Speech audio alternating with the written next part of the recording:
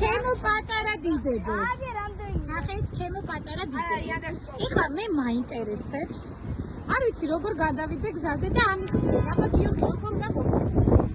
ძალიან თუ გინდა გადახვიდე, კაც უნდა გაიხატოს მწვანე დანთებული. ანუ თუ ქვეითი ვარ და უნდა გადავიდე, უნდა დავინახო, რომ კაცი გამწვანდა. ამ შემთხვევაში წითელია, რაც არ გადავიდე. ეხლა ჩვენ რომ წითელი ვარ, გახდება, მანქანებს როგორი აქვთ? მწვანე, ანუ მანქანებს შეუძლია რა?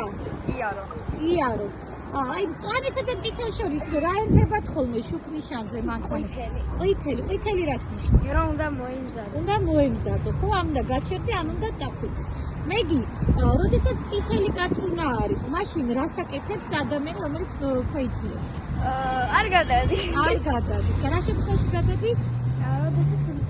როდესაც მწვანე. მარიამ, როდესაც ადამიანი მწვანე არის, მაშინ მანქანებს როგორ ფიქრობ, რა ფერი ექნებათ? წითელი. ას ნიშნავს წითელი? წითელი რომ არ უნდა წახვიდე. ყვითელი ფერი რას ნიშნავსო? ყვითელი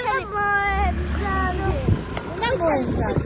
კარგი, თქვენ უკვე დიდი ბავშვები ხართ, თქვენ შეგიძლიათ რომ ხანდახან მარტოც გადავიდეთ გადასასვლელზე. ოჯახი ბავშვები ხართ.